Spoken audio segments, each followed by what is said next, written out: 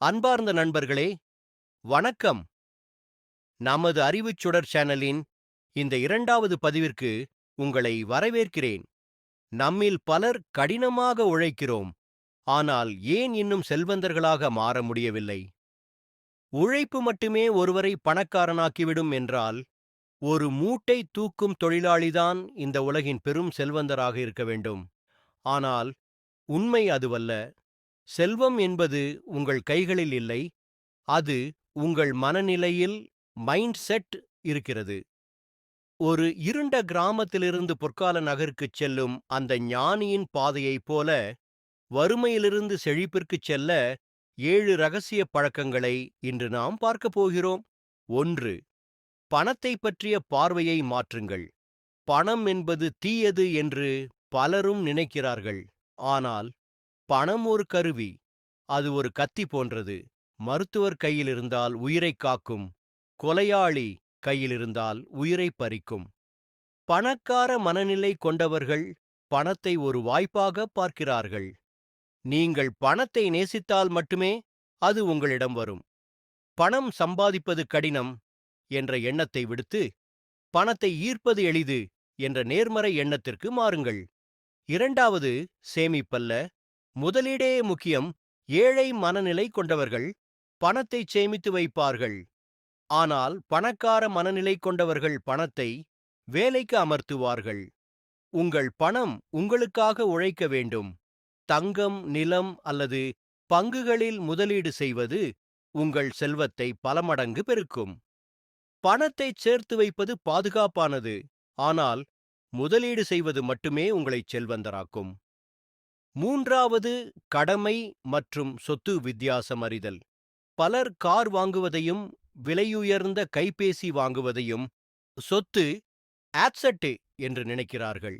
ஆனால் எதெல்லாம் உங்கள் பையிலிருந்து பணத்தை எடுக்கிறதோ அது சுமை அண்ட் ஏ லயபிலிட்டி. எதெல்லாம் உங்கள் பைக்கு பணத்தை கொண்டு வருகிறதோ அதுவே சொத்து. பணக்காரர்கள் முதலில் சொத்துக்களை வாங்குவார்கள். அந்த வருமானத்தில் ஆடம்பரங்களை அனுபவிப்பார்கள். ஆனால் ஏழைகள் முதலில் ஆடம்பரங்களுக்கு செலவழித்துவிட்டு கடனில் மூழ்குகிறார்கள். 4ஆம் நேரத்தை விலைக்கு வாங்குங்கள். பில்லியனர்கள் யாரும் தங்கள் நேரத்தை சில்லறை வேலைகளுக்காக செலவிடுவதில்லை. அவர்கள் மற்றவர்களுக்கு வேலை கொடுத்து நேரத்தை விலைக்கு வாங்குகிறார்கள்.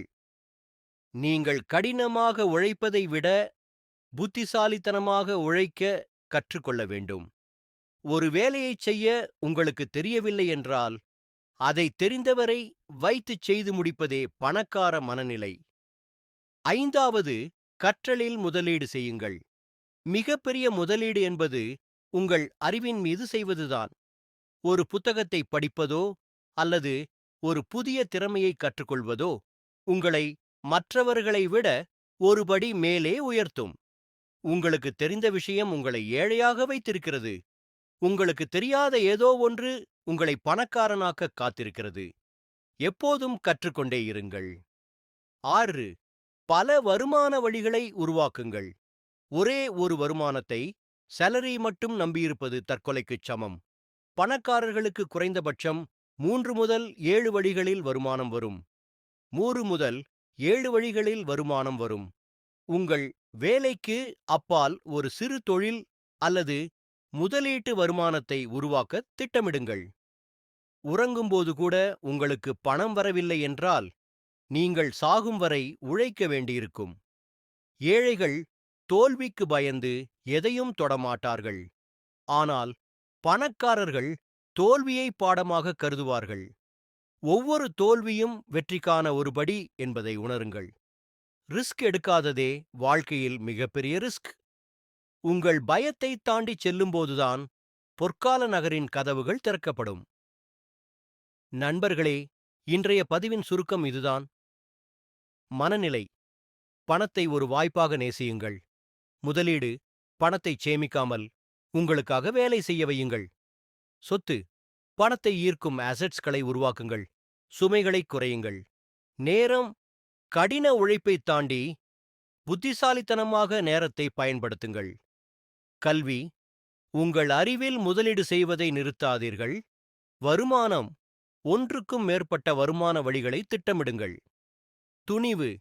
தோல்வியைக் கண்டு அஞ்சாமல் ரிஸ்க் எடுங்கள். இந்த மாற்றங்கள் உங்கள் கையில்தான் இருக்கிறது. நண்பர்களே, வறுமை என்பது உங்கள் விதியல்ல. அது நீங்கள் எடுக்கும் முடிவுகளை பொறுத்தது. இந்த 7 பழக்கங்களை உங்கள் வாழ்வில் கடைபிடிக்கத் தொடங்குங்கள். மாற்றங்கள் மெதுவாக தெரிந்தாலும் அதன் பலன் நிரந்தரமாக இருக்கும். இந்த வீடியோ உங்களுக்கு பயனுள்ளதாக இருந்தால் மறக்காமல் சந்தாதாரராக சப்ஸ்கிரைப் இணையுங்கள். உங்கள் கருத்துக்களை கீழே பகிருங்கள். அறிவுச் சுடர் தொடர்ந்து பிரகாசிக்கும்.